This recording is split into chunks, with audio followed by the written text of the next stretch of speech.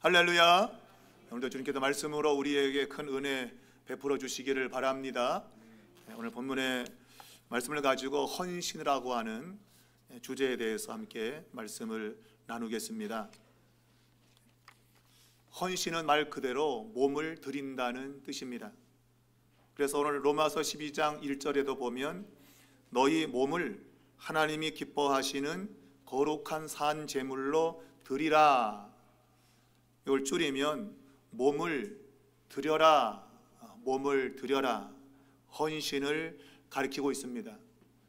이 헌신은 선택사항이 아닙니다.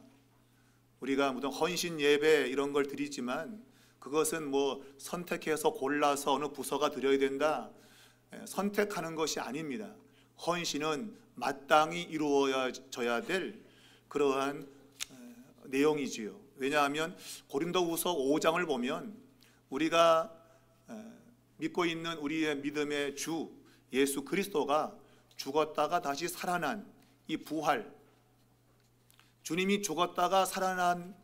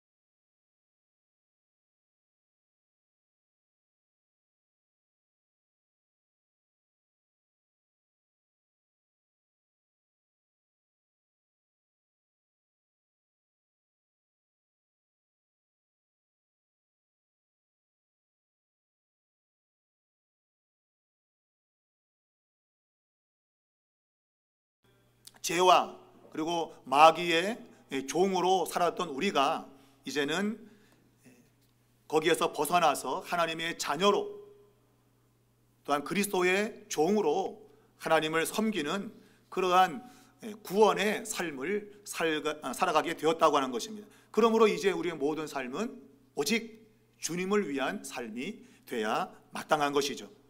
그래서 교재도 있지만 고린도전서 6장 20절 같이 읽겠습니다. 시작.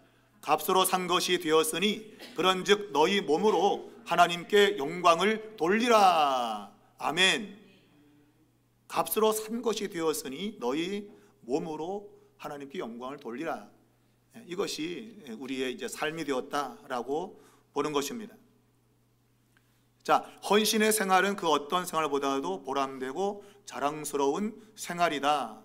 근데 사실 우리에게는 이것이 정말 보람있고 자랑스러운 게 아니라 때로는 무거운 짐같이 느껴지는 그런 모습이 있죠. 그것은 우리가 성경도 말하고 있는데 갈라디아서에 보게 되면 짐을 서로 지라.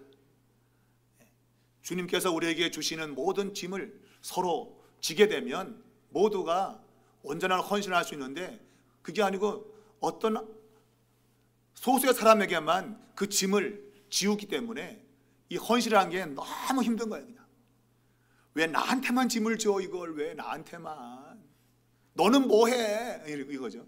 그러다 보니까 헌신이 원래는 기쁘고 즐거우며 정말 거기서 오는 정말 보람과 그러한 기쁨이 있어야 되는데 그게 없는 거예요. 이제는 그냥 너무 이게 짐만 무겁고 그냥 안 할 수도 없고 하자니 힘들고 그런 헌신의 모습으로만 남아있는 우리가 현실을 볼 때가 많이 있죠.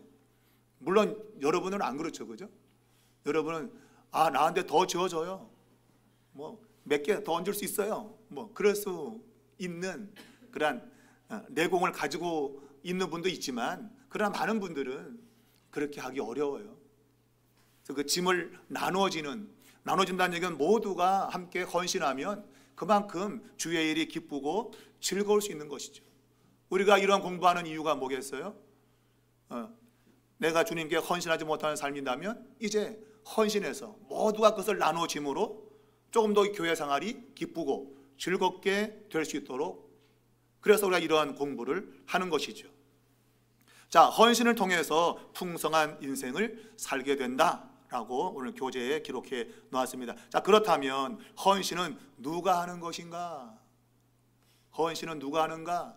잘못 오해하면 돈 많은 사람, 시간 많은 사람 이런 사람이 헌신한다고 생각할 수 있겠는데 또 몸이 건강한 사람, 여유 있는 사람 이런 사람이 헌신한다고 볼 수 있겠는데 그러나 오늘 로마서 12장 1절 우리가 읽은 9절 다시 한번 읽겠습니다. 시작.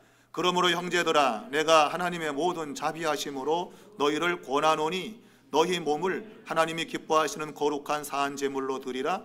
이는 너희가 드릴 영적 예배니라. 아멘.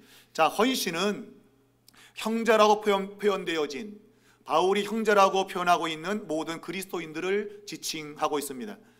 헌신은 모든 그리스도인들이 해야 되는 것입니다. 특정 어느 조건이나 이걸 갖춘 사람이 하는 게 아닙니다. 모든 그리스도인들이 하나님 앞에 자신의 몸을 드리는 삶을 살아야 된다고 오늘 로마서 12장 1절이 말하고 있습니다.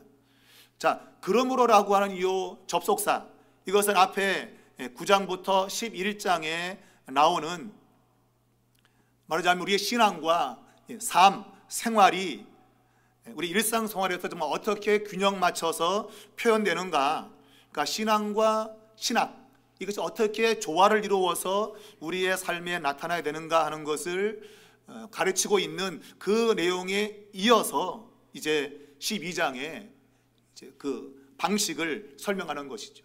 우리가 이런 신앙을 가지고 있었다면 이제 이러한 신앙을 해야 된다 하는 것이죠. 그러니까 신학을 아는 것도 중요하지만 거기에 뒷받침되어지는 신앙도 반드시 따라가야 된다 하는 것이죠. 자, 여기 보면 바울이 형제들에게 권하고 있습니다. 권한다고 하는 말 굉장히 중요한 말입니다. 이 권한다고 하는 단순히 어떤 권면을 말하는 게 아닙니다. 뭐 해볼래? 하라. 그러한 단순한 권면을 말하는 게 아니고 이것은 우리 믿는 이들이 하나님의 공동체 안에서 모든 그 지체들에게 할 수 있는 굉장히 폭넓게 수행하는 하나의 봉사를 가리키고 있어요. 권면은 단순히 말을 전달하는 것이 아니고 봉사입니다. 봉사. 권면은 봉사하는 거예요. 권면은. 그러니까 바울이 지금 이 봉사라고 하는 헌신을 지금 이 로마 교회 성도들에게 하고 있는 거죠. 단순히 몇 마디 들려주는 말의 전달이 아니고 이것이 바로 봉사의 차원에 있는 거예요. 성도들을 섬기는 그것이 이게 이제 권한다는 말이에요. 내가 너희를 권한다라고 하는 것은 그들에게 봉사를 하고 있는 것이죠. 자, 그런데 이런 권한다고 하는 그 뒷받침 그것은 바로 자비하심이라고 하는 것에 근거를 두고 있습니다. 하나님의 모든 자비하심으로 너희를 권한다. 바로 이 자비라고 하는 이것이 우리의 모든 섬김과 봉사의 근원이 되어야 돼요. 자비는 다른 말로 말하면 긍휼이라고 볼 수 있겠죠. 긍휼, 불쌍히 여기는 것입니다. 이제 뒤에도 이제 그 내용이 나오지만 우리가 은사라고 하는 것을 설명하는 로마서 12장 3절 이하에 이제 교재 보면 이제 뒤에 보면 이제 그게 나오죠. 로마서 12장 3절 이하에 쭉 가다 보면 그 마지막 은사라고 하는 그 차원에 보면 긍휼을 베푸는 즐거움이다 라고 되어 있죠. 그죠? 긍휼을 베푸는 이 은사를 설명하면서 그 마지막에 긍휼을 베푸는 것으로 마무리를 짓고 있다고 하는 것은 매우 큰 의미가 있는 겁니다. 우리가 헌신하는 데서 가장 핵심이 뭐냐? 그것은 바로 긍휼과 자비가 들어가 있어야 되는 거예요. 그 안에 우리가 교회를 섬기고 성도를 섬기고 이웃을 섬기는 모든 그런 헌신적인 삶에는 반드시 자비와 긍휼이 포함되어야 돼요. 그것이 바울이 지금 신학적으로 구조를 잡고 있는 거예요. 그래서 은사를 설명하면서도 그 마지막 정점을 찍는 은사를 긍휼을 베푸는 것으로 하고 있습니다. 근데 긍휼을 베푸는 그런 삶을 통해서 우리 모두가 즐거움을 얻을 수 있는 거예요. 그러니까 긍휼이 빠지게 되면 아무리 좋은 일을 할지라도 삐그덕거리고 거기서 다툼과 분쟁이 나옵니다. 근데 긍휼히 여기면서 봉사와 헌신을 하면 함께 즐거움을 누리는 것이 주님의 일인 거예요. 자, 이것을 제가 말씀드린 대로 신학적 구조 속에서 지금 바울이 이 헌신을 몸을 드리는 것을 설명하면서 바로 모든 자비하심으로 라고 그랬죠. 그죠? 그래서 이것이 앞에 9장부터 11장까지 특별히 이제 유대인의 구원을 다루는 문제에서 표출된 것이죠. 우리의 구원은 믿음으로 이루어지죠. 그죠? 맞습니까? 우리의 구원은 예쁜 걸로, 돈 많은 걸로, 잘생긴 걸로 이루어지나요? 아니죠. 오직 믿음으로 이루어집니다. 그래서 이 믿음으로 이제는 이방인도 하나님의 백성이 될 수 있는 것이죠. 근데 유대인들은 이걸 믿지 않아서 그들은 넘어졌고, 그래서 그 복음이 이방인에게 넘어왔는데 이방인 그것을 믿음으로 받아들임으로 인해서 그들이 구원의 백성이 되었다고 하는 것이 바울의 논지죠. 근데 바울의 논지에서 9장부터 11장까지의 내용은 그러면 도대체 유대인은 그러면 왜 넘어졌냐? 왜 유대인은 넘어졌냐? 그것은 바로 이방인들을 구원하기 위한 하나님께서 원래 멸하기로 되어 있었던 이방인들을 구원하기 위한 하나님의 특별한 작전과 예정과 섭리 가운데 일어난 하나의 긍휼의 사건인 것이죠. 그러니까 이방인들을 구원한 것은 전적으로 하나님의 긍휼 속에서 일어난 거다. 그런데 이방인들이 그걸 깨닫지 못하고 유대인들을 멸시하고, 야, 그거 봐라, 니네 잘 넘어졌지? 우리들 무시하더니 꼴 좋다, 이렇게 반응한 거죠. 이방인들이. 에이, 내 유대인 맨날 뻑이더니 말이야, 우리는 그냥 개떡아 저기더니 잘 넘어졌다. 그렇게 유대인들을 생각하는 거, 이방인들이. 그러니까 바울이 이것 봐라, 이 꼴값을 치고 있네. 그냥 이게 바로 이제 9장에서 11장까지의 내용이에요. 그럼 유대인은 뭐냐? 하나님이 유대인과 이방인을 그리스도 안에서 통일되게 하기 위한 것이 하나님의 작정과 하나님의 계획인데, 이방인이 그것을 잊어버리고 자신들만 구원을 받는다고 착각한 것이죠. 하나님은 이방인에게 긍휼을 통해서 구원을 시키신 것처럼 또다시 유대인에게도 하나님의 긍휼로 구원코자 이방인을 먼저 구원시켰다. 그렇게 바울이 논지를 세우고 있어요. 그게 이제 로마서 11장 30절부터 32절까지의 핵심이에요. 이스라엘이 버림받고 그래서 이방인이 구원을 받는 것은 하나님의 긍휼 때문이었다. 반대로 이제 하나님이 유대인을 다시 구원시키는 그 방식도 바로 긍휼이라고 하는 것을 통해서 동일하게 이방인이나 유대인 똑같이 긍휼을 통해서 구원받는 이 방식을 하나님이 만드신 것이다. 그래서 모든 사람이 죄 가운데 있다라고 성경이 표현하고 있는 이유는 오직 긍휼로만이 인간은 구원될 수밖에 없다 하는 것을 드러내기 위한 하나님의 계획이라고 하는 거예요. 그러면서 이제 12장에 들어가서 그러므로 무슨 말이에요? 긍휼을 입은 너희들이기 때문에 내가 바로 그런 긍휼을 베푸신 하나님의 자비하심을 내가 너희를 권하는데 그러한 긍휼을 입은 자답게 살아라 라는 것이 로마서 12장의 핵심이에요. 아니 12장만이 아니고 이후에 나오는 모든 그 마지막까지 나오는 내용의 핵심이에요. 긍휼과 자비를 입었으니 그런 방식으로 세상을 살아라 하는 거예요.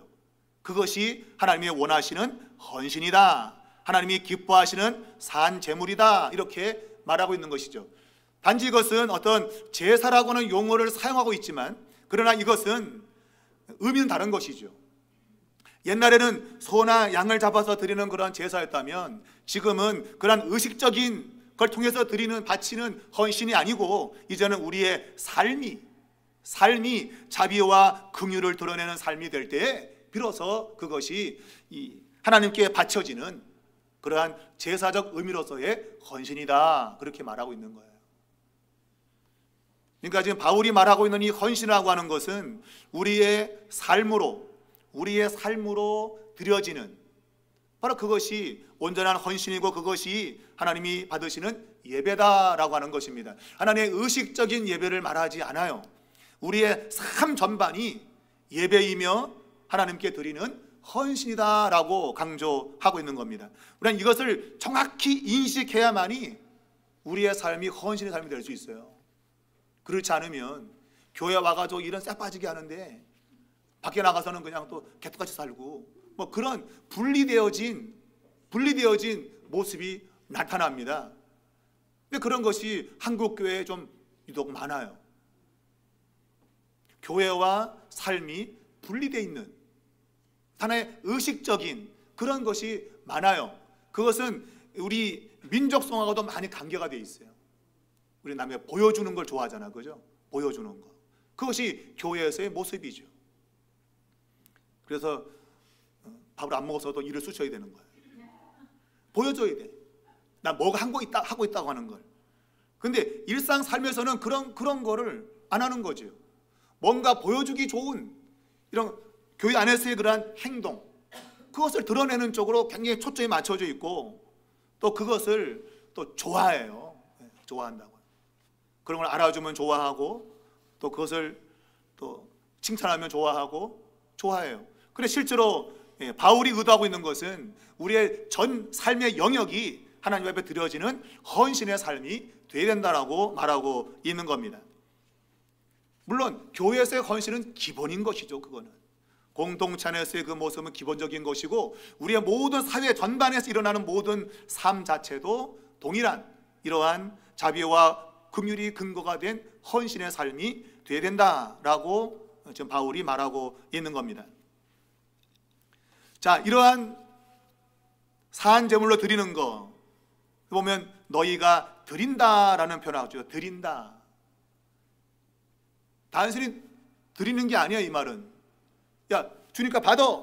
그런 드림이 아니고 드리는 것이 합당하게 드리는 거예요. 합당하게. 그냥 막 주는 그런 의미가 아닙니다. 합당하게 드리는 거예요. 그러니까 받을 만하게 드리는 거예요. 그냥 준다고 됩니까? 아닙니다. 이 말은 우리가 예배 드릴 때 예배 드렸다고 하나님이 받으시는 거 아닙니다, 여러분. 잘 기억해야 돼요. 합당하게 예배를 드려야 그게 드린 거예요. 그러한 인식을 우리가 정말 철저하게 가져야 돼요. 근데 그게 무너지게 되면 하나의 형식적인 그러한 예배나 또 그러한 헌신이 될 수밖에 없는 거예요. 보여주기식. 이제 그 뒤에 보면 이제 에베소 6장 6절에 나오죠. 자, 거기 교재 보게 되면 무엇으로 어떻게 헌신해야 할까요? 에베소 6장 6절 다 같이 읽겠습니다. 시작. 눈가림만 하여 사람을 기쁘게 하는 자처럼 하지 말고 그리스도의 종들처럼 마음으로 하나님의 뜻을 행하고. 예, 아멘이십니까? 자, 여기 보면 무엇으로 어떻게 헌신해야 되는가, 이 질문 속에서 첫 번째 말이 뭐예요? 눈가림하는 그러한 모습이 되어서는 안 된다. 눈가림의 원래 의미는 뭔가 하면 눈앞에서라는 거예요. 눈앞에서. 그러니까 눈앞에서 일하는 것처럼 보이는 거예요. 주인이 있는데 주인이 볼 때만 일하는 거예요. 그게 눈가림이 하는 거예요. 주인이 안 보면 안 하죠. 주인이 보면 하는 거예요. 그게 이제 우리가 뭐라 그러죠? 눈 가리고 아웅 그러나? 뭐 하여튼 그런 거 하여튼. 예. 마음은 없고 하기 싫은데 주인이 보니까 하는 신용하는 거야, 신용. 그런 건 안 된다 이거예요. 그런 예배나 그런 헌신은 안 된다는 거예요. 우리가 주일날 예배드려 나올 때도 바로 이 눈앞에서만 그냥 폼 잡는 거, 나 왔어요, 예. 출석 도장 찍는 거, 그거 안 된다 이거예요. 그게 이제 이사야 선지자가 1장에서 말한 거죠. 너희는 내 마당만 밟고 갔다. 그것이 바로 이런 부분이에요. 하나님 보니까 그냥 나 왔습니다 하고 도장 찍고 그냥 가는 거예요. 왜 나왔는지 의미가 없어요. 무엇하러 나온 의미가 없고 단지 눈도장 찍으러 나온 거죠. 눈도장. 그러니까 주인이 보는 데서만 보이는 거예요. 주인이 안 보면 안 보이는 거죠. 그런 헌신은 안 된다 이거예요. 그러니까 사람에게 주목받으려고 그러고 칭찬받으려고 보여주기식 헌신 안 된다. 그거는 사람은 인정할지 모르겠지만 하나님은 절대로 인정하지 않는다라는 거예요. 여러분, 하나님의 종들, 오늘 보면 그리스도의 종들 그랬죠. 그리스도의 종들처럼, 이 의미는 굉장히 중요한 겁니다. 사도들은 우리가 사람을 기쁘게 하랴 하나님을 기쁘시게 하랴, 사람을 기쁘게 한다면 우리는 그리스도의 종이 아니다. 사람을 기쁘게 하려면 그리스도의 종이 아니다. 주님을 기쁘시게 하는 그러한 모습이 진정한 그리스도의 종이라고 하는 용어를 쓸 수 있다고 하는 거예요. 바로 그것이 마음이라고 하는 단어와 연결되어 있는 겁니다. 사람을 기쁘게 하는 것은 마음이 없어도 돼요. 그냥 눈에만 띄면 되니까. 그 사람 뭐라 할 때 그냥 얼쩡얼쩡 하면 돼요. 그러면 이 사람 뭐 하는 것 같구나. 그냥 얼쩡얼쩡하니까 눈에 보이니까. 그런데 그거는 의미가 없다 이거죠. 마음으로, 진실함으로 헌신하는 모습을 보여야 되는 거예요. 그래서 사용되고 있는 마음이라고 하는 이 단어는 다른 말로 영혼, 목숨, 생명이라고 하는 단어예요. 마음이라고 하는 것이 우리가 헬라 말로 푸시케인데, 푸시케, 이것은 보통 영혼이라는 용어로 많이 번역되어 있어요. 요즘 말하면 젊은 사람들이 아파트 살려고 영끌 그거예요. 영혼을 끌어모아 가지고 아파트 사는 거예요. 그만큼 간절한 거죠. 내 인생 동안 아파트 술단지 못 사겠다 이거. 그러니까 지금이라도 그냥 영혼을 끌어서 그냥 아파트를 사는 거예요. 그런 심정이라니까. 그런 심정. 내 일생 동안 가도 아파트 하나 내가 못 살 건데 지금 그냥 죽기 가기로 그냥 한번 사보자.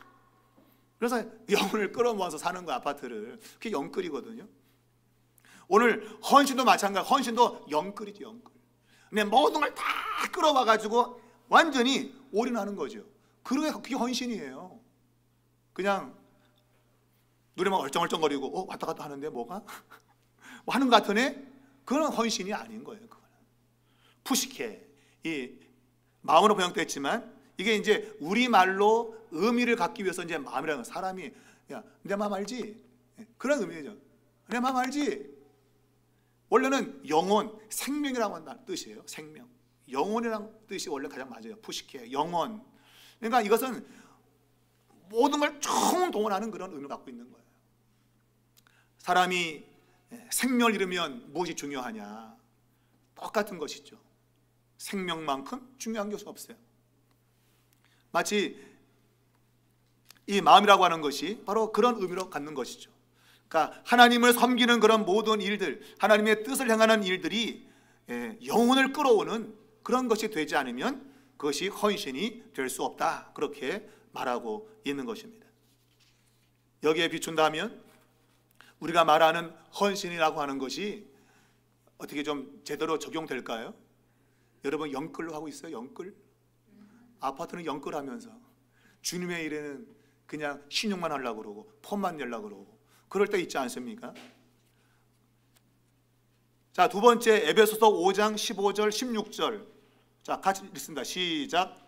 그런즉 너희가 어떻게 행할지를 자세히 주의하여 지혜 없는 자같이 하지 말고 오직 지혜 있는 자같이 하여 세월을 아끼라. 때가 악하니라. 아멘. 자, 이 구절 여러분이 처음 듣기에 여기서는 무엇을 말하는 것 같아요? 이 구절은 얘기해 보실 분. 이 구절은 도대체 뭘 말하는 것 같다?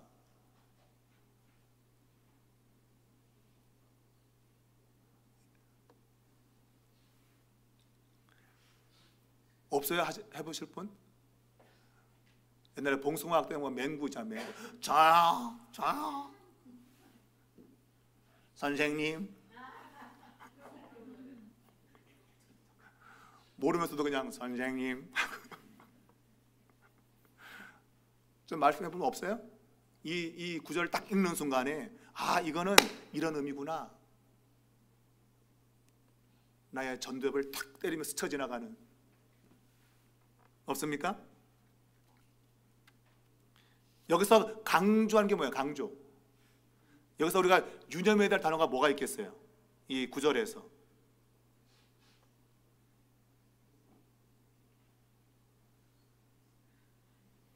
표면적으로는 세월을 아끼는 겁니다.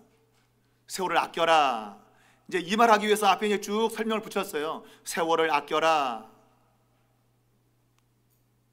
근데 사실은 세월을 아낀다고 하는 의미는 뭔가 하면 바로 그 앞에 자세히 주의하여라고 하는 것이 중요한 겁니다. 자세히 주의하여. 요 단어는 이 아낀다고 하는 이 말 속에 들어있는 중요성과 긴급성을 담고 있는 단어입니다. 자세히 주의하여. 그러니까 이 자세는 뭔가 세밀하게 본다고 하는 것을 의미한다고 한다면, 주의한다는 얘기는 아주 긴급하다, 그런 의미를 갖고 있어요. 그러니까 이 주님 앞에 우리가 주의 일을 함에 있어서, 헌신함에 있어 가지고 어떻게 해야 되는가? 그것은 세월을 아껴서 해야 되는데, 근데 그 방식은 자세히 주의하는 것이다. 그러니까 이것은 세밀하게 잘 살펴서 아주 긴박하게 해야 된다고 하는 의미를 가지고 있어요. 정확히 살펴서 긴박하게 그 일을 해야 된다 이거예요. 그것이 이제 세월을 아낀다고 하는 용어로 나타나고 있는 것이죠. 이러한 자세히 하고 주의하게 하기 위해서는 아래 보면 지혜 있는 자같이 해야 된다 그러죠. 지혜 있는 자같이 해야 된다. 그러니까 지혜가 없으면 뭔가를 자세히 살피고 그것을 긴급하게 적용할 수 있는 일이 안 된다는 거예요. 그러니까 지혜 있는 사람처럼 돼야만이 이것이 가능하다, 그런 뜻입니다. 그러면 지혜 있는 것은 과연 뭐냐 하는 것이죠. 여러분, 지혜라고 하는 게 뭐예요? 지혜, 보통 우리가 인식할 때 지혜는 뭐예요?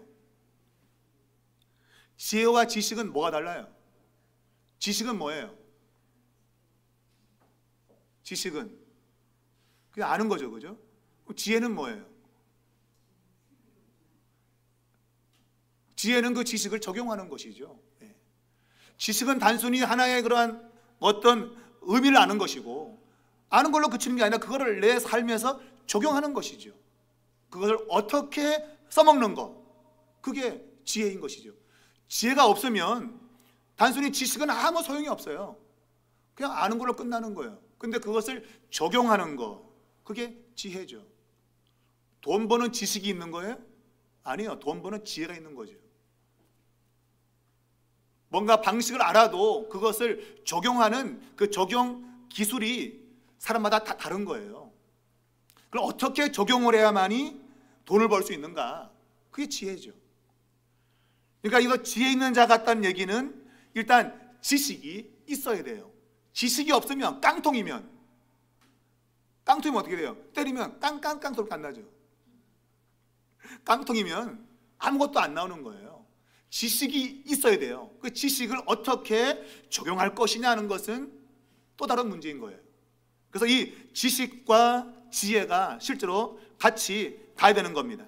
그래서 자세히 살펴보는 거, 그래서 그 이제 지식을 통해 가지고 잘 살펴서 그것을 행동으로 옮기는 거, 그것이 여기서 말하는 그 지혜로운 자의 삶인 겁니다. 자, 그렇게 살 때에 세월을 아낄 수 있다, 아껴야 된다라고 말하고 있습니다. 자, 세월을 아낀다고 하는 것은 또 무슨 말일까요? 세월을 아낀다, 이게 무슨 말이에요? 우리가 머리 나쁘면 손과 발이 고생한다 그러죠. 어떤 사람은 한 번 가서 동사무소 가서 한 번 일할 것을 몇 번씩 갔다 오는 사람이 있어요. 한 번 갔다가 또 없어요? 또 왔다가 가면 이것도 필요해요? 네. 머리 나쁘면 손과 발이 고생하는 거죠. 왔다 갔다. 어떤 사람은 한 번에 뭐가 필요하죠? 다 목록을 적어서 한 번에 가죠. 근데 그렇지 않은 사람은 갔다가 그것도 필요해요? 또 왔다가 또 그거 필요해요? 또 갔다가 그런 모습이 있는 거예요. 그것은 시간적으로 많은 낭비를 가져오는 것이죠. 세월을 아껴야 된다고 성경이 말하고 있는데 세월을 왜 아껴야 되느냐 하는 것이 바로 이제 그 뒤에 설명을 하고 있죠. 때가 악하다. 그러니까 주님의 뜻을 우리가 아는 것도 물론 중요하지만 긴급하게 그것을 적용하는 것이 더 중요한 거예요. 왜? 때가 악하기 때문이에요. 쉽게 말하면 내가 뭔가를 기회를 잡았을 때 해치우지 않으면 해치울 수 있는 시간이 안 되는 거예요. 왜? 때가 악하기 때문에. 그러니까 뭔가를 안다고 되는 게 아니에요. 그 아는 것을 내가 적용할 기회에 그것을 적용을 해야 되는 거예요. 적용을. 그걸 놓치게 되면 때가 악하기 때문에 적용할 기회를 놓치는 겁니다. 그러니까 주님을 위해서 일할 수 있는 시간이 아무 때나 막 있다? 그렇지 않습니다. 헌신은 아무 때나 있는 게 아니에요. 여러분, 헌신은 때가 있는 거예요. 그러니까 때가 악하지 않은 그 시점이 분명히 있는 거예요. 그때 빨리 그걸 해치워야지. 그렇지 않으면 어려운 거예요. 우리가 영화를 보더라도 어떤 첩보 영화 이런 거 보게 되면 뭔가 이렇게 그 건물이나 이런 것을 이게 경비하는 그 시스템 있잖아요. 그죠? 그것도 보면 어느 시간에 경비가 제일 약하다. 제일 약한 시간, 제일 약한 곳. 그런 걸 뚫고 들어가는 거예요. 그런 의미예요. 그러니까 그 시간 놓치면 못 들어가는 거죠. 우리가 포로 수용소 탈출하는 그런 거 보면 다 그런 의미로 되는 거예요. 그 기회 놓치면 밖으로 못 나갑니다. 도망치려면 탈주하려면 그 정확한 그 시점을 잡아서 서치라이트가 싹 지나간 그때 튀어나가야지 안 발견되는 거죠. 그렇지 않으면 경비가 강화되면 못 나가는 거죠. 그거를 오늘 정확히 탈출하는 그러한 방법도 알아야 되지만 그것을 정확히 타이밍 맞춰서 긴급하게 적용하는 것이 필요한 거예요. 우리가 주위의 일을 아무 때나 다 할 수 있다고 생각하면 착각입니다, 여러분. 착각입니다.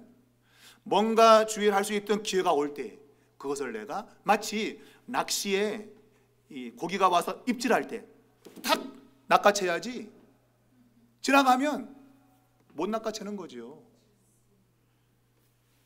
헌신은 아무 때나 있는 게 아니에요, 여러분. 아무 때나 있는 게 아닙니다. 그 때가 주어질 때 그것을 내가 아는 지식을 바탕으로 그것을 정확히 적용해내는 그것이 절대적으로 필요한 거예요. 그러니까 이 시대가 악하다는 이 말이 없으면 괜찮아요. 아무 때나 도 돼. 근데 악한 때이기 때문에 기회가 별로 없는 거예요. 기회가 별로 없어요. 그러니 헌신할 수 있는 기회만 생겼다면 요건 내 거라고 그 일에 헌신하셔야 돼요. 그래야 하나님께 상을 받아요. 안 그러면 상을 받을 수가 없습니다. 그만큼 이 때가 악하다고 하는 것이 초점인 것이죠. 그리고 그 시기가 굉장히 짧다라고 하는 겁니다. 이미 종말의 카운트는 시작됐고 우리는 이 짧은 이 시간 동안에 우리는 최대한 틈을 잡아서 기회를 잡아서 주님께 헌신해야 되는 거예요. 우리 교회도 대부분의 헌신을 하는 분들이 그런 분들 같아요. 제가 볼 때는 날이면 날마다 오는 헌신입니까, 여러분? 아니잖아요. 우리가 하나님 앞에 이렇게 교회적 절기를 지킬 때 성탄절이나 뭐 부활절 지킬 때 날이면 날마다 오나요? 그게 아니죠. 그러니까 그런 절기를 맞을 때는 더 우리가 마음을 담아서 하셔야 되는 거예요. 날마다 오는 게 아니잖아요. 그런 기회, 내게 주어진 시간들 그거를 정말 포착해가지고 내 것으로 만드는 이런 것이 절대적으로 필요한 거예요, 여러분. 아무 때나 오는 게 아니에요. 아무 때나. 정말 낚아채야 돼요. 흘러갈 때 딱 낚아채야지 내 것으로 만들 수 있는 거예요. 그래서 우리가 주님을 위해서 예배하는 시간, 봉사하는 시간, 전도하는 시간, 교회 행사에 참여하는 모든 것은 정말 기회만 있으면 해야 되는 거예요, 여러분. 아무 때나 할 수 있는 게 아닙니다, 여러분. 아무래도 나이 드신 분들은 경험할 거예요. 아유, 나이 먹으니까 아무것도 못하게 돼. 아무것도 못하게 돼. 맞아요. 좀 젊을 때 하셔야 돼. 이왕이면 젊을 때 헌신을 할 수 있어야 돼요. 그렇지 않으면 정말 헌신할 수 있는 기회는 멀리 도망가는 겁니다. 자, 세 번째, 마태복음 6장 20절 21절. 자, 시작. 오직 너희를 위하여 보물을 하늘에 쌓아두라. 거기는 좀이나 동록이 해하지 못하며 도둑이 구멍을 뚫지도 못하고 도둑질도 못하느니라. 내 보물이 있는 그곳에는 내 마음도 있느니라. 아멘. 자, 이것이 무슨 의미인가? 자, 요 의미에 대해서 말씀해 보실 분, 이게 무슨 의미예요? 요 구절이 우리가 많이 들은 구절이잖아요. 특별히 헌신예배 드릴 때, 뭐 일할 때 많이 사용하는 구절이죠. 특별히 막 헌금을 강조할 때 이 구절을 많이 쓰잖아요, 목사님들이. 내 보물이 있는 그곳에 내 마음도 있다. 그러면서 그냥 뭐 작정언금하고 막 그럴 때 사용하는데, 하나님 말씀을 그런 식으로 쓰면 안 되죠. 도대체 이 의미가 뭔지도 모르고 그냥 보물을 아니까 그냥 쌓아라라고 그냥 막 그냥, 그런 신앙은 위험한 신앙이에요, 여러분. 요 구절이 도대체 무엇을 의미하고 있는지 정확한 의미에 대한 해석과 분석도 없고 그냥 눈에 보이는 대로 야, 보물이 있으면 마음도 있는 거다. 그래가지고 그냥 막 그런 식으로 뭔가를 막 유도하는 것은 좋지 못한 거예요. 먼저 이 본문이 무엇을 우리에게 말하고자 하는 그런 정확한 해석이 필요한 거예요. 그리고 이제 적용이 가능한 것이죠. 자, 이 말은 도대체 무슨 의미예요? 여러분 읽어보니까 무슨 의미입니까? 이거는 그냥 한글만 읽어도 벌써 의미는 좀 다가오지 않아요? 영어로 불러드릴까요? 그래야 좀 의미를 바르게 아실까? 무슨 말 같아요, 이게? 아이 컨택트 된 우리 신옥자 원사님, 무슨 말 같아요, 이게? 몰라. 예. 좀 얘기해 줄 분 없어요? 세상에 소망을 두고 세상의 방식대로 살지 말고 예. 하늘에 소망을 두고 하나님이 원하시는 방식대로 예.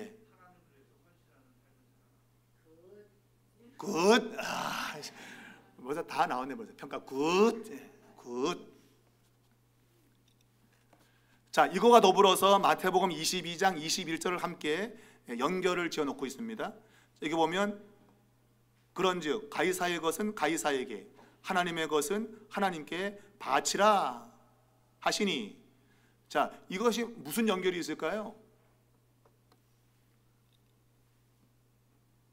가이사의 것은 가이사에게, 하나님의 것은 하나님께 바쳐라. 이게 무슨 말이에요?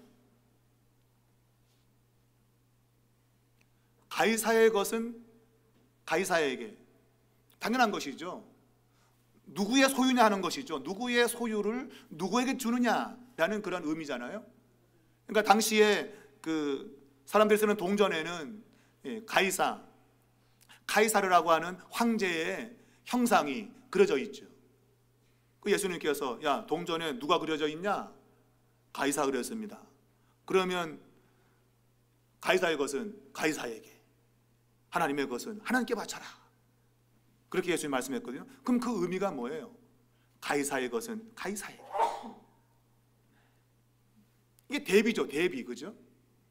가이사는 뭐예요? 이 세상이죠. 세상 왕이죠. 하나님은 뭐예요? 하나님은 우주의 왕이죠. 가이사의 것을 가이사에게 바치는 거 훌륭한 것이죠. 잘하는 것이죠. 그런데 하나님의 것을 하나님께 바치는 거는 뭐예요? 이거는 하나님의 것이 뭐예요? 모든 것이죠. 가이사의 것은 동전에 불과하죠. 그죠? 가이사의 것은 동전입니다. 그냥 물질적인 것을 말하고 있죠. 야, 그 동전 그냥 가이사에게 세금으로 바쳐, 그런 얘기죠. 근데 하나님의 것은 뭐예요? 이 삼남아당 모든 게 하나님의 것이죠. 하나님의 소유권을 갖고 있잖아요. 근데 여기서 하나님의 것을 하나님께 바치라는 이 말은 우리 자신, 내가 가지고 있는 모든 것이 하나님의 것이다라는 그런 의미를 가지고 있는 거예요. 그러니까 나의 몸, 내 모든 것이 하나님의 것입니다. 그러니까 너를 하나님께 바쳐라. 이 세상에는 돈만 바치면 돼, 돈만. 근데 하나님의 나라에는 돈 갖고 안 돼, 돈 갖고 안 돼. 너 전부를 바쳐야 돼, 하나님께. 그런 의미고, 그래서 6장 20절이나 나오니 바로 그거죠. 땅에 쌓아두는 거. 거기는 뭔가 이렇게 좀이나 동록이 해야 한다. 이건 굉장히 부정적 의미를 갖고 있죠, 그죠? 근데 하늘에 쌓아두게 되면 그것은 안전하다, 파괴되거나 멸망할 것이 없다, 그런 의미잖아, 그죠? 그러니까 가이사의 것을 가이사에게 바치는 것은, 이것은 어느 정도 좀 뭔가 바쳐지는 그런 의미에 있어서는 잘했다고 볼 수 있죠, 그죠? 그런데 하나님의 나라와 비교해 보면 아무것도 아닌 것이죠. 아무것도 아닌 거예요.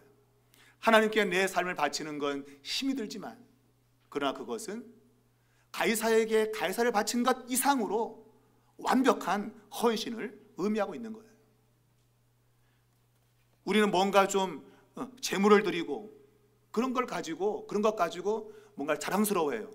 교회에다 헌금 많이 낸 사람 맨 위에다 이름 쓰고, 좀 조금 내면 그 아래 쓰고, 또 좀 적으면 그 아래 쓰고, 등급이 내려가 자꾸. 저 아래 가면 이제 1,000원 낸 사람 그렇게 하는 데가 있어요. 그런데 하나님의 나라는 그런 것이 없다. 하나님의 나라는 자기를 다 드리는 거예요. 자기 몸을 다 드려야 돼. 돈 좀 냈다고 드렸냐? 아이고, 그건 드린 것도 아니야. 그거는 가이사의 나라에서는 그런 게 가능하죠. 그런 방식은 가이사의 나라에 적용되는 거예요. 하나님 나라는 그런 방식이 아니라 너 자신을 드려야 돼. 자신을. 너의 모든 걸 다 드려야 돼. 그래야 안전하고 완전한 미래가 있다, 그런 얘기죠. 근데 우리는 조금 가이사의 걸 조금 드려놓고 마치 하나님께 드린 것처럼 잘했다고 어깨를 막 내가 이 정도 했어, 그럴 때가 많다 이거예요, 여러분. 안 되는 거죠, 여러분. 헌신은 물론 물질로도 표합니다. 그러나 근본적으로는 여러분 몸을 드리는 거예요. 여러분 생명을 드리는 거예요. 그게 헌신이에요. 헌신이 바로 그런 거예요. 그것이 하나님 나라에 드려지게 되면 그것이 가장 안전하게 주님께로부터 평가를 받는 거예요. 몸을 드려야 돼, 몸을. 여러분 전부를 드려야 돼, 하나님께. 그것이 복음 안에서의 헌신의 해석이에요. 그런 관점으로 우리가 한다면 우리의 헌신은 참 미약하죠, 그죠? 뭐 좀 해놓고 했다고 막 어깨에 막 힘주고 그러는데 힘도 하나도 없어요. 우리 자신을 전부 드려도 시원찮은 것이죠. 자, 네 번째, 아까 말했지만 기록된 은사가 어떤 것이 있는지 찾아봅시다. 헌신하기 위해서는 은사가 필요한 것입니다. 그런 은사가 우리에게 있어야 주님을 섬기는 데 효율적으로 할 수 있는 겁니다. 그래서 그런 은사를 이제 로마서 12장 3절 이하에서 쭉 말하고 있어요. 자, 여기 다 읽을 수는 없고 제가 설명한 대로 이제 6절부터 8절까지 은사를 소개하고 있죠. 자, 6절부터 읽을게요. 시작. 우리에게 주신 은혜대로 받은 은사가 각각 다르니 혹 예언이면 믿음의 분수대로, 혹 섬기는 일이면 섬기는 일로, 혹 가르치는 자면 가르치는 일로, 혹 위로하는 자면 위로하는 일로, 구제하는 자는 성실함으로, 다스리는 자는 부지런함으로, 긍휼을 베푸는 자는 즐거움으로 할 것이니라. 아멘. 이것이 헌신함에 있어서 은사가 동반되어진 헌신을 가리키고 있습니다. 여러분, 주님을 섬기는 일은 우리에게 각자에게 주어진 은사를 따르는 것이 가장 무난하죠. 은사라고 하면 내가 그것을 잘할 수 있는 재능을 가리키지 않습니까? 그래서 똑같은 사람이라도 똑같은 일을 시켜보면 어떤 사람은 효율적으로 그 일을 잘하는 사람이 있어요. 그건 그에게 은사기 때문에 그래요. 그 일을 할 수 있는 은사가 그에게 있다 하는 거예요. 근데 그게 안 맞는 사람은 괴로운 것이죠. 이걸 어떻게 해야 돼? 어떻게 해야 돼? 그러니까 그러한 은사를 알아내는 것이 너무나도 중요한 것이죠. 그러면 내게는 어떤 은사가 있느냐고 어떻게 발견할 수 있어요? 여러분, 내게 뭐 은사 체크리스트 해갖고 뭐 교회별로 이제 막 그런 은사를 체크하는 그런 것도 있긴 합니다만은 내게는 은사가 무언지를 어떻게 하면 알 수 있어요? 나는 은사가 뭐가 있지? 예?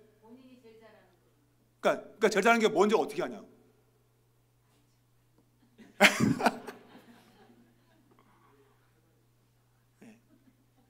우리가 이 교회 생활이나 우리의 생활도 다 마찬가지예요. 남들이 생각하지 않는 것을 생각해내는 사람들이 있어요. 저도 부목사를 오래 해봤지만 교회 섬기게 되면요, 교회에 있는 거 잘 안 보입니다. 근데 담임 목사는 잘 보여요. 그러니까 담임 목사는 교회 전체를 총괄하는 그런 은사가 있는 겁니다. 그게 참 묘합니다. 부목사는 안 돼요. 그게 어디가 뭐가 비가 새는지 안 보여, 부목사 눈에는. 근데 담임 목사 눈에는 보여요. 그것은 그만큼 담임 목회자가 그것을 볼 수 있는 은사가 있는 거예요. 그게 그런 은사가 주어져 있는 사람들이 어찌 보면 담임 목회하는 거예요. 근데 내가 담임 목사가 됐는데 뭐가 비 새는 것도 모르고 빠꾸라도 모르고 감각이 없다, 그러면 곤란합니다, 여러분. 희한한 거예요, 그게. 그래서 그런 마음이 내가 들 때 그러한 은사를 사용할 수 있는 거예요. 그러니까 우리가 뭔가를 바라보게 되면 저거는 저게 안 좋은 것 같은데, 이런 생각이 드는 거. 어찌 보면 우리가 원망할 수 있는 일인데, 근데 사실은 그 일이 내게 은사로 주어진 것이죠.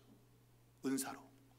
그러니까 뭐가 불편하게 느껴지는 거, 바로 그 일을 내가 해야 되는 은사가 있는 거예요.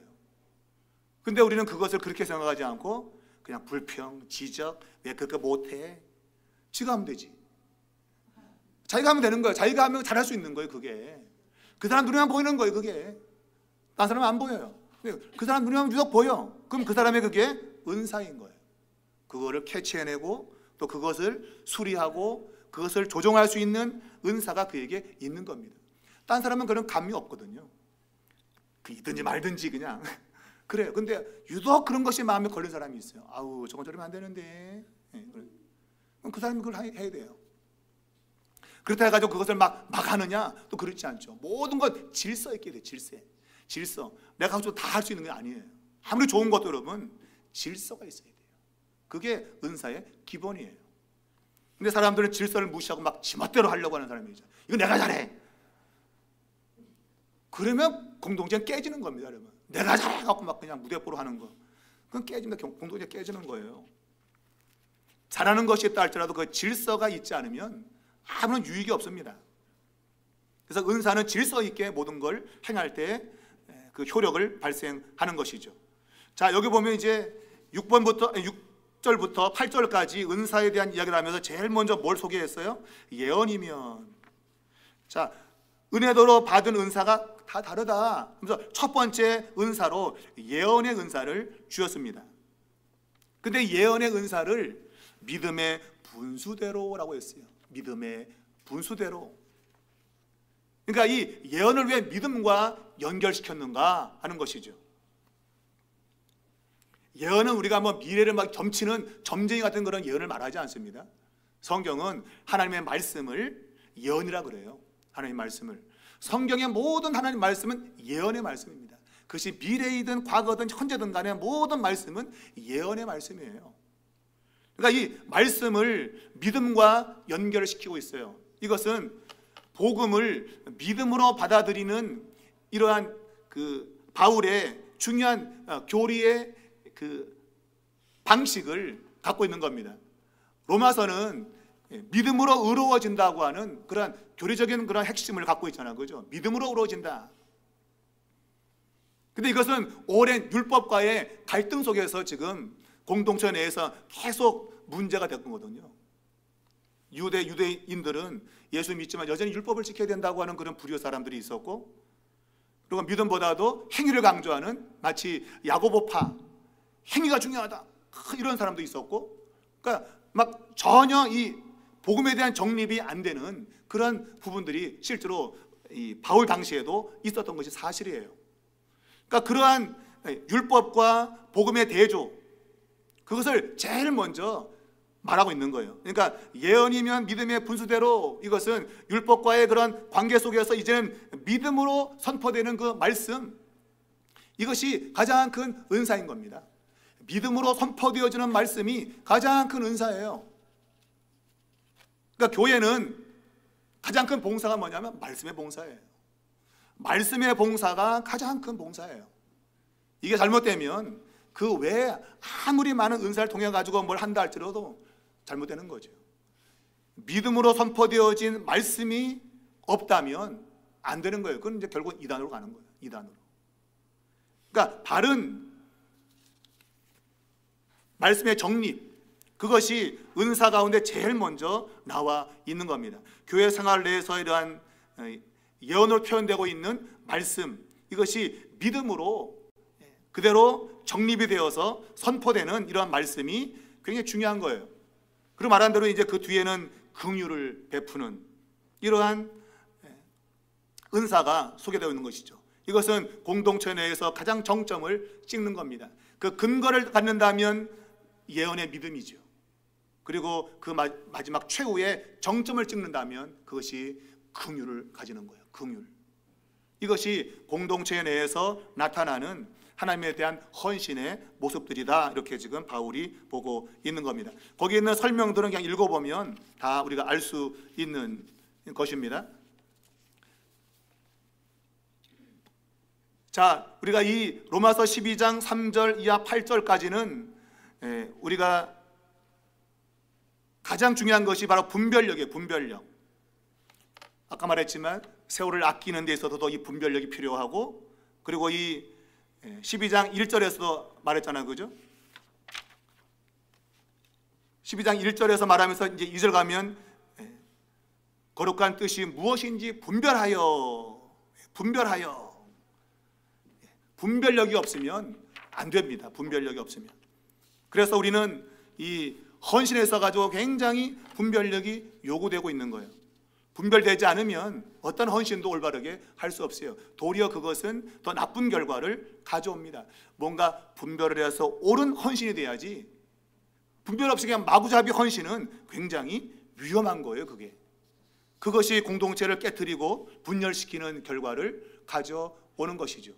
그것이 이제 우리가 고린도 교회에서 나타난 것이죠. 어떤 사람은 막 방언을 즐겨 막 그냥 뭐 예언을 막 주장하고 막 그냥 병 고치는 은사 막 그냥 막 주장해야 되는 거죠. 그냥 내게 옳다 그냥 막 질러대는 거죠.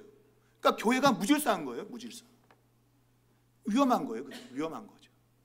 그러니까 분별을 해가지고 내가 지금 이걸 해야 되느냐 말아야 되느냐 잘 분별하는 것이 필요해요. 공동체 내에서. 그렇지 않으면 공동체는 더 어려워지는 겁니다.